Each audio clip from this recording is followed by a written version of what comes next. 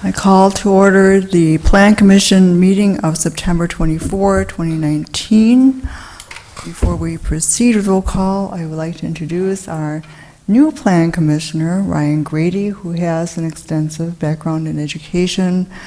He has he's a certified professional coach and has taught at both the college, high school, and also has taught math for grades 7 through 12. So I actually had difficulty picking out what to talk about because there was a lot. Mm-hmm. He has a master's in education administration and policy analysis, and has done high school program administration and outreach. So we welcome Ryan Grady to the Plan Commission. Thank you. And now we proceed with roll call. Mr. Foster? Here. Mr. Holman? Mr. Schumacher? Here. Mr. Magnuson? Here. Mr. Grady? Here. Mr. Coots? Here. Ms. Lazaris? Here. I will go on with item number 3, correction and or approval of the minutes of August 27, 2019. I move adoption of the minutes as written. Second. I moved and seconded to move adoption of the minutes, to approve the minutes. Is there any discussion? All right. In that case, we'll proceed with roll call vote. Mr. Schumacher? Aye. Mr. Magnuson? Aye. Mr. Grady? Abstain. Mr. Coots? Aye. Ms. Lazaris? Aye. Mr. Foster? Aye. Motion passed 5-0. Item number 4, questions and public comment. The public may address the Commission at this time regarding items on the agenda unless the item is the subject of a public hearing. If your comments pertain to a public hearing, please hold your comments until the hearing. We do have one public hearing this evening. Item number 5, conditional use request by Stephen Wassmann for building a 2-flat at 651 South Ferry Drive, Parcel 24607131441-078. Public comment may also be made at this time on items not on the agenda if you have registered with the city clerk before the meeting. The state's open meeting law discourages action by the Commission on items not listed on the agenda. Please keep comments limited to 3 minutes. State your name and address when starting your comments, and fill out the sign-in sheet at the podium. Are there any public comments at this time? I hear none. We go on with item number 5, public hearing, conditional use request, Stephen Wassmann, for the purpose of constructing a vertical duplex 2-flat with 2 residential units consisting of 1 owner-occupied unit and 1 rental unit, sharing a single front entrance and foyer at 651 South Ferry Drive, Parcel 24607131441-078. I'd like to start and we ask for our consulting planner, Dustin Wolf, to present an overview of the request. Thank you. As you mentioned, this property is on South Ferry Drive. It's directly west of the Parochial High School and their athletic grounds. The property is zoned R1-6, which is a single-family district, as modified by the Lakeshore Recreational Overlay District. The parcel currently contains a home. See if we can, it's a little bit of a glare. Yeah, that's not going to work so well. The petitioner is proposing to tear down the existing home, build a new home, and needs to go through this conditional use process for that. There are a series of findings associated with that. The R1-6 district, as well as the Lakeshore Recreational District, both allow, as a conditional use, duplex structures. As a part of the findings, as you're aware, we need to walk through how does this proposed conditional use align or comply with any existing codes, ordinances, long-range plans, character of the neighborhood. The first question is, how is it in harmony with the comprehensive plan? The adopted comprehensive plan, which was adopted in 8,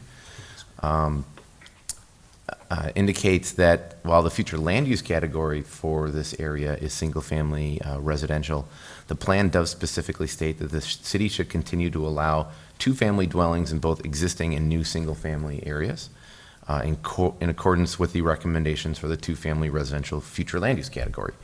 That specifically states that the city should limit new two-family structures to no more than 3 consecutive adjacent lots and not more than 1 out of every 12 in most neighborhoods. In this case, there are no duplexes in the immediate neighborhoods. This would be the only one in the neighborhood, so complying with those requirements of the comprehensive plan. How does the proposed conditional use in the proposed location and as depicted on the site plan, does it result in any substantial or undue adverse impact on adjacent property character, et cetera? The property in question is adjacent to a number of single-family homes that were teardowns at one point. They've been recently reconstructed as large single-family homes. This home, as it's proposed in its architecture and size, is in keeping with the size of the newer housing along the lake. When I say newer, within the last 20 years, and some of it within the last 15 or 10. The home that is being proposed, the duplex, from outward appearances would be a single-family home. It is a single entry. The detached garage was going to be refurbished in one of the alternatives. The size is not any more imposing in height or massing than the existing teardowns on that all around this property, both north and south. Each unit is being proposed with about 1,600 square foot floor plan. One of the concerns that we should be looking at is traffic generation. The memo we provided to you highlights what the traffic generation for this will be. A single-family home would have about not just quite 9.5 average daily trips to and from the house. A duplex would have a little over 7 per unit, so that would be about 14 trips versus the 9.5 trips. So yes, a few more trips. However, this is a fully urbanized roadway. There are 2 to 3 different access points to South Ferry Drive to access this home. There won't be development across the street because it is the school's athletic facilities. So in reviewing the potential traffic impacts, staff feels that it's very, very minimal, if not imperceptible. The infrastructure there certainly can accommodate it. We also do worry about parking. The site as proposed does show, excuse me, this should show up a little better.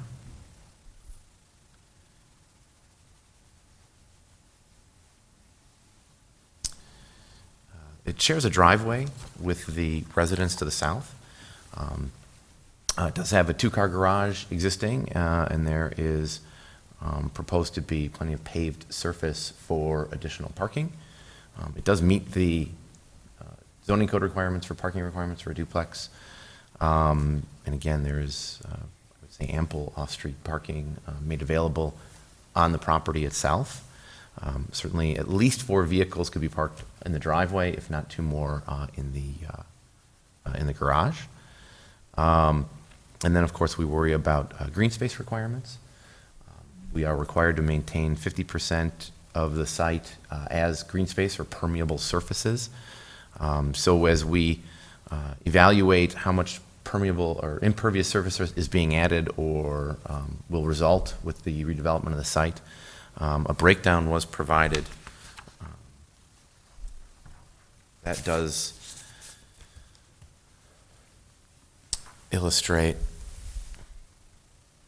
for people at home that the lot is not quite half an acre. The footprint, because it's just very vertical, it's not a ranch-style house, so it doesn't have a large footprint.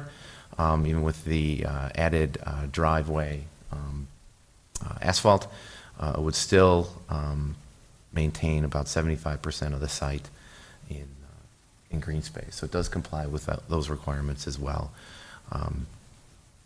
The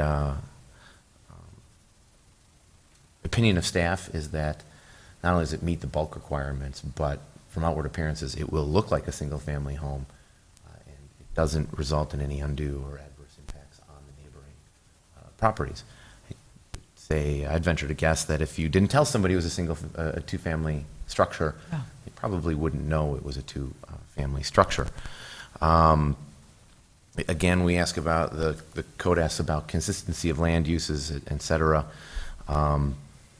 The code and the comprehensive plan do make accommodations to allow for new duplexes in existing neighborhoods, so the development certainly meets those requirements.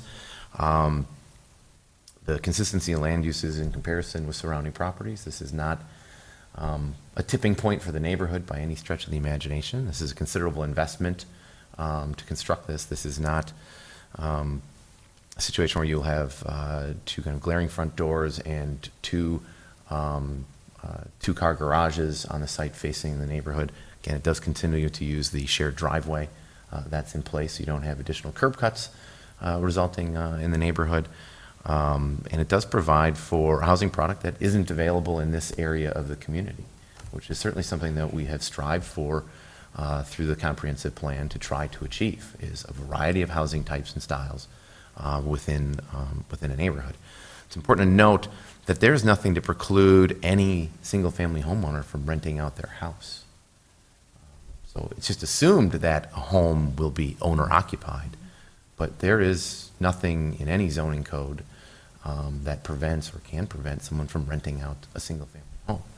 So in this case, owner's going to live in one of the units, and someone will rent the lower unit.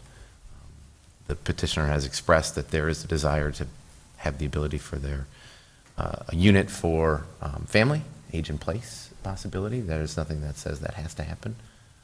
But again, ownership is a construct, and zoning usually doesn't get involved in it. The difference between a condo and an apartment is the ownership structure. So, will the conditional use be adequately served or not impose a burden on infrastructure and utilities? Well, no. There is certainly new infrastructure in place there to accommodate it. A two-family home doesn't use significantly more resources than a single-family home does. And then, do the potential public benefits of the conditional use outweigh any and all potential adverse impacts? Well, the benefit is twofold. It provides for the development of a cottage residence, which is pretty commonplace along the lake. So by that standard, the existing lot is pretty underutilized compared to the teardowns and reconstructions that have occurred adjacent to it. And it does provide for a housing product that's just not available in this area. The comprehensive plan housing goals provide a range of densities, housing styles, and costs rather than concentrations of a single type in any one area. So when you are trying to introduce maybe a rental product, this is truly the way to do it. Now, there might be some concerns about it being a lake property. However, the idea here is that you are providing a product that is consistent in appearance and impact as the surrounding property owners. You could walk north or south of this and find much larger single-family homes in this immediate area. I would be concerned from a staffing perspective if there was a multitude of these coming in. That's why there are conditions in place within the comprehensive plan and the zoning code to allow for that evaluation. If this is a concern to the Plan Commission and the community as a whole, then we need to reevaluate whether or not the zoning code and the comprehensive plan are doing what we want to see, have the right thresholds in place to effectively evaluate this type of proposal. But this is the first. And this is the first in the 15 years that I've worked with you. Right. So I would hardly say that the context of the neighborhood is going to change because of this specific proposal.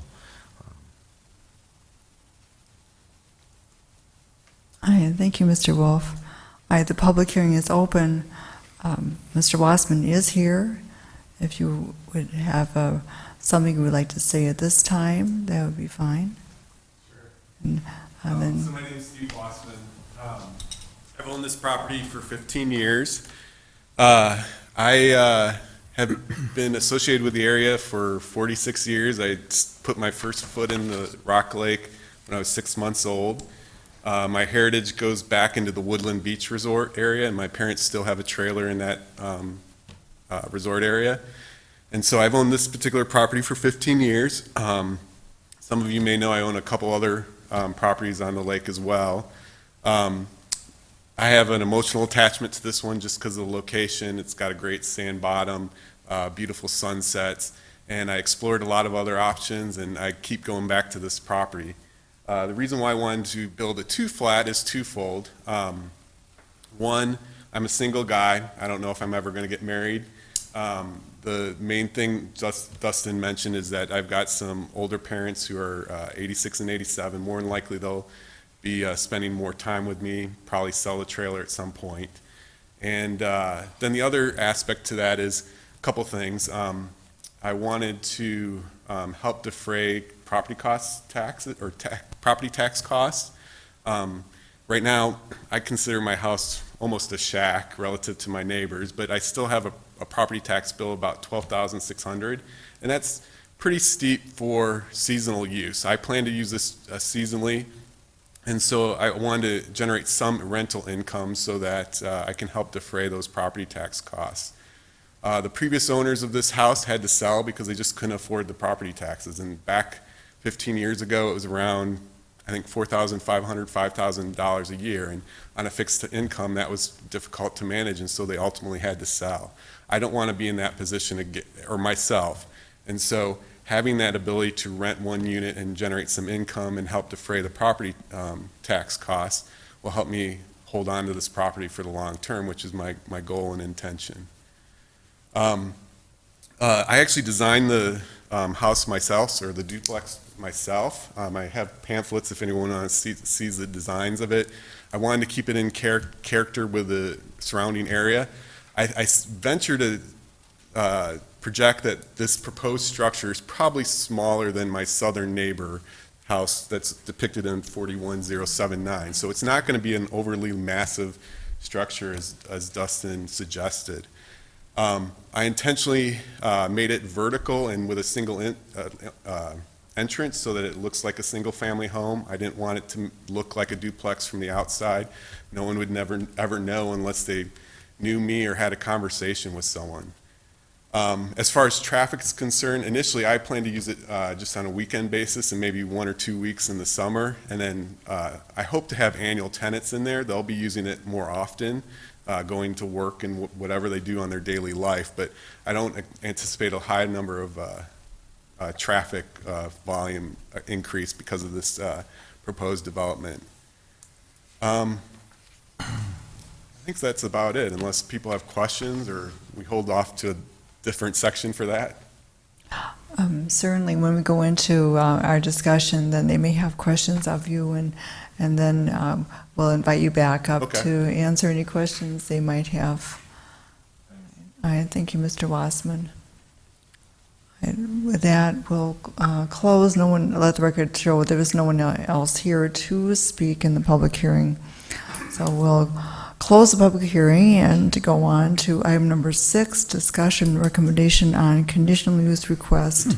Stephen Wassmann for the purpose of constructing a vertical duplex 2-flat with 2 residential units consisting of 1 owner-occupied unit and 1 rental unit sharing a single front entrance and foyer at 651 South Ferry Drive, parcel 246-0713-1441078. Plan commissioners, you have in front of you motion 1991, Steve Wassmann, 651 South Ferry Drive. This motion does set forth the city zoning authority under Wisconsin state statutes that the city does have certain requirements for conditional uses, that the application itself for the duplex in the R16 Lake Residential Overlay District, city staff review and recommendation, tonight's public hearing and plan commission review.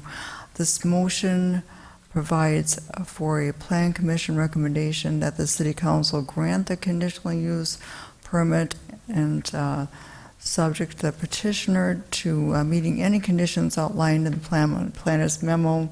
No, I didn't note any. We didn't institute any.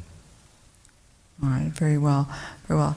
And if the plan commission recommendation is to approve this permit, then it also confirms the following findings of fact. A, the conditional use will not be detrimental to or endanger the public health, safety, morals, comfort, or general welfare. B, the use will not be injurious to the use and enjoyment of other property in the immediate vicinity or substantially diminish and impair property values. C, the use will not impede normal and orderly development and improvement of surrounding property. D, there are adequate utilities, access roads, drainage, and other necessary facilities. E, ingress and egress will be so designed as to minimize traffic congestion. F, the use shall in all respects conform to applicable regulations of the district in which it's located. G, the use at its proposed location is in harmony with the purpose, goals, objectives, policies, and standards of the City of Lake Mills Comprehensive Plan. And H, the potential public benefits of the proposed conditional use outweigh any and all potential adverse impacts. So that is the content of motion 1991 before you. Now, Plan Commissioners or staff, do you have any questions of Mr. Wassmann? Should we get a motion first? If you I have a question of the would planner. like to. We don't have a chance to ask a question of the planner. Yes, yes, Commissioners, if you want to ask questions of Mr. Wolf. I do. So this Lakeshore thing got a R16 Yes. designation. How, I mean, on the lake, I mean, What do you, why did we go that direction? I mean, Well- next to it, I got R14, I can't. well, but you can, because it's the Lakeshore overlay, the Lakeshore I'm not on an recreational. overlay though. But All lake property should be lake I'm residential. not on the lake. Oh, okay. How did that, what's the background on getting it up? What's the distinction between R16 and R14? Well, that's It's units the per, density. okay, so that's that's Yeah, to specifically allow a size duplexes. issue, okay? That's specifically size of property. The 4 versus the 6 is generally units per acre, size of the property. So we have, in the core of the downtown, we have an 8, I mean, because they're very small properties. As you recall, when we were redoing the zoning code and the zoning map, our goal was to make as many properties legal and conforming as was practical for its neighborhood. So the size of the properties here, as you can see, they're all pretty uniform. They're 65, 75, 80 feet wide. So we were striving to make sure that we could make them, and they range in size from, some are as small as 9 or 10,000 square feet in size, and some are as large as this. So that was why the R16 was applied here versus your property is probably larger and wider. And your part of your neighborhood is. From Bartles Beach south along the lake, they're all pretty, they would fall into R4, R14. I don't know so- why, must have had a reason for doing Well, that was the rationale behind it.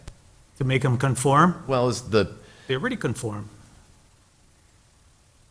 but not to the width, because an R14 has a larger, a wider width requirement than does the R16. Yeah. So you have a property, all of these properties aren't 80 feet wide, so we couldn't say we're going to apply an 80-foot width. We applied a pretty narrow width to most of those properties because the lake properties, just based on when they were platted in the 40s and 50s and some in the 60s, when we as a community weren't as concerned about uniformity in that sense. It was, how many lots can I plat to give lake frontage to, and where's the road going to be? So that's just how it turned out. There are some that are 50 feet wide. There are some that are less than 50 feet wide. We couldn't make legal and conforming that narrow, but with the R16, we did make it narrower because those properties generally have less area size and are typically narrower than others. So that's why it was chosen. Now, if- generally if I south may- of Bartle's Beach, though, there. If Oh, I you're may- talking lot width is the determining factor? It's not even lot width, if I may. I'm just going to read exactly what R14 is and exactly what R16 is. R14, the purpose of the single-family residential 4 district is to accommodate lower-density single-family residential development in the city. The district primarily consists of post-World War II residential neighborhoods that have a suburban character and has a maximum density of approximately 4 units per acre.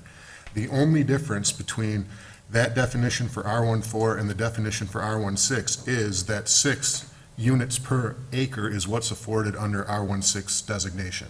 That's the only distinction. So R14 means 4 or fewer residences per acre. R16 means 6 or fewer residences per acre. Yeah. So the distinction between your lot and the lots on this map that are all located in R16 designated do a area is duplex. specifically the size. And I can't do a duplex. No, you can under R14. Any residential district can, as There are- long as you have I a looked at conditional matrix, use. so that,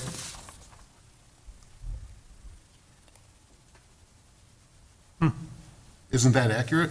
The matrix shows so, doesn't it? I'd have to go back. I'm sorry. I can do a duplex in an R14?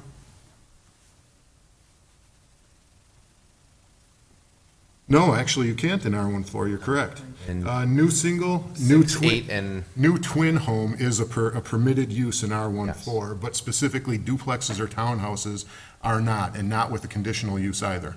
So that must be predicated upon the size of the potential lot, I suppose. I don't know what that distinction would be for, but one of that the other is issues what's where in there. there are some existing duplexes in the older area of the community that meet this lot requirement and are duplexes. And again, to try to make as many properties legal and conforming, in that case, they would have a conditional use for a duplex. Guess I'm having a little trouble wrapping my head around duplexes on the lake shore.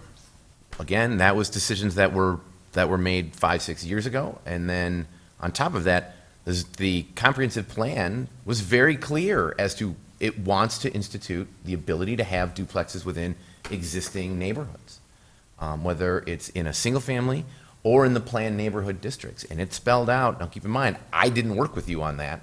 So that was something that you as a body decided and you as a community decided was appropriate at that time. If we feel it's not appropriate, and I will go back and say, I don't think that this is a pandemic issue because it's the first one I've seen in 15 years. If it's something that we don't desire as a community, then we need to change our zoning code and we need to change our comprehensive plan. But I would be hard pressed to find a rationale as to why it is not consistent with the neighborhood. You can't say a 4,000 square foot home in the neighborhood is using less energy than one of these homes.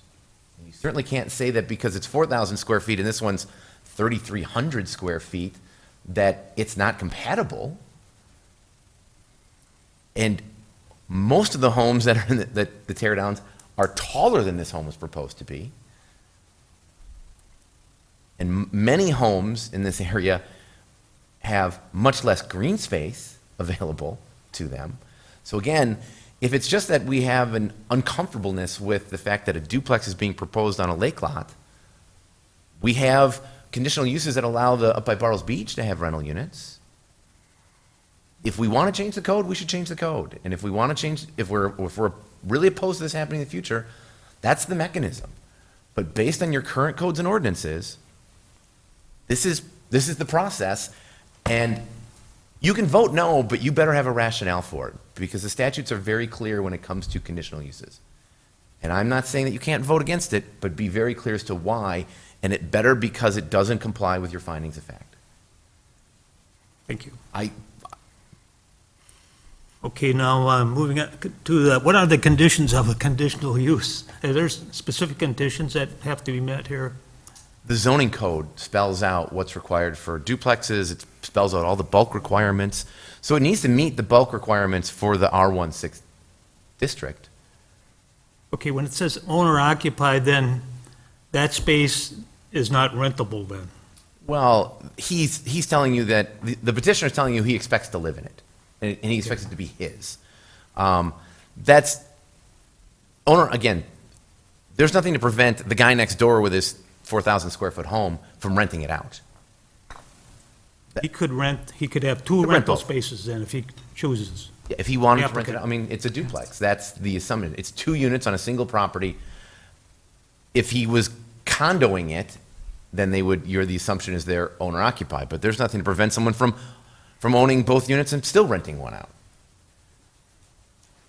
Or in the case of Airbnb, he can do anything he wants. And the city could enact ordinances that do impact the ability to do that. We don't have them. Well, we do. We have one that restricts stays of shorter than 30 days in ordinance, but then state statute in 2017 was changed under Act 59, and I think it's Act 59. That restricts the municipality's ability to restrict short-term stays that are greater than 7 days, basically. So as long as a owner of a residential zoned unit is allowing a renter for 7 days or more, it's completely legit. There's other concerns, or there's other conditions on that. There's a bulk requirement that they can't do. I think it's 200 days through the course of a year. That individual that's offering short-term rentals would have to register with that cap. And then there's a number of other issues that the owner of the property, the landlord, would have to take care of. But with regard to ordinance and state statute, the municipality in this circumstance cannot further restrict terms of stay that are greater than 7 days. So our ordinance that exists right now is kind of contradictory to that. The way that we define the term of stay in the city of Lake Mills in ordinance is through the term transient, which specifically states a stay of less than 30 days.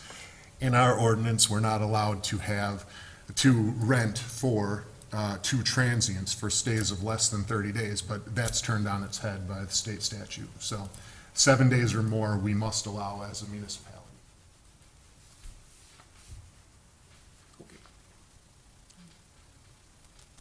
Planning Commissioners, are there any other questions, observations? Is there anything in city code about requiring 1 or 2 entrances for a duplex? Well, you're beginning in the building and fire code here. Each individual unit will have to have 2 means of ingress and egress, a back door, a window that can be taken out, and we're not at that point in this process yet. We haven't seen plans to prove that the structure does comply with building and fire code. There is nothing that would restrict 1 common entrance so long as individuals that were inhabiting the individual residences would have 2 means of exit. Thank you. Yep.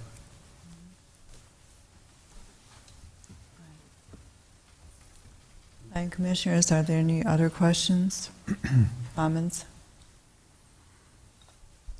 We do have motion 1991 before us.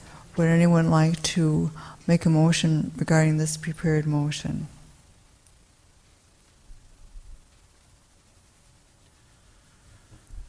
I move adoption of motion 1991. Second. It's been moved and seconded to adopt motion 1991, which is to recommend to the City Council approval of this conditional use permit. Are there any further discussion? I'd like to suspend the rules to allow Mr. Wasserman to come up for some more Certainly. questions? Oh, certainly, Mr. Wassmann. Is that a if you- motion? It's a motion. Oh, yes, yeah, is there a second? Second. All right. And All vote. those in favor signify by saying aye. Aye. Anyone opposed, same sign. All right, thank you, Mr. Wassmann. All right, would you like to ask a question first, Mr. Foster? Yeah, I know you have two options in there. Is there one that you're favoring over the other one? And the reason I ask that is because it looks like a lot of the newer places have taken that second garage, that detached garage out, and I don't know, I kind of like that. You like the detached garage, or you don't like I it? kind of like that. Oh, yeah, I mean- That area. I have mixed emotions. I would probably talk with my builder and weigh pros and cons. The existing detached garage, I like the position of it. The foundation has a crack in it, and it definitely needs some fixing on the wall. So I'll just weigh the pros and cons of restoring that versus extending the footprint of the two-flat a little bit more to accommodate three cars of garage, or a three-car garage. But I hear you. One of my design principles in design is to make it look lakey, cottage-like, and a lot of cottages have detached garages. And in my design, I intentionally de-emphasize garages. For anyone who has any urban planning or design experience, one of the key things that designers think about in the last 10 to 20 years is de-emphasizing the garage, because right now a lot of newer homes, all you see is a big garage and maybe a small entranceway, and that's it. And so my design de-emphasizes that. From the street, you only see one garage door. In either option, the other garage doors are all facing south.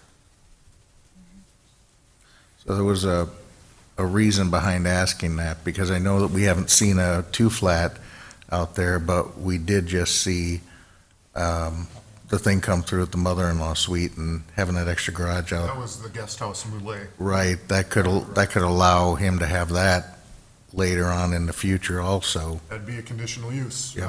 Then for that purpose, the code was changed. Yep. The zoning code was completely changed. And not that I'm against it, it's just, I wanted to ask some questions about that, because we have seen that, and that's just down the road from where this place is gonna be. So, I don't think I had anything else I really needed to ask. All right, thank you, Mr. Foster. Would anyone else like to ask a question?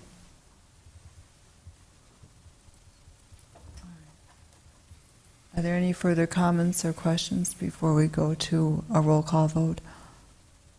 All right, well, thank you, Mr. Wassmann. Looks like we're going to proceed with a roll call vote. All right, in that case, we'll proceed with roll call vote on motion 1991. Mr. Magnuson? Present. For the vote, I'm sorry, can you? Yes, this okay. vote. Mr. Grady? Aye. Mr. Coots? Aye. Ms. Lazaris? Aye. Mr. Foster? Aye. Mr. Schumacher? Aye. Motion passed 6-0. Oh, 5-0. Oh, 5-0, sorry. All right. In that case, we move on to item number 7, recommendations for future agendas. Is there anything under this item that should come forward at this time? There's something that I'm aware of. In that case, we go to item number 8, adjournment. Is there a motion to adjourn? So moved. Second. It's moved and seconded to adjourn. All those in favor signify by saying aye. Aye. Aye. Anyone opposed? We are adjourned.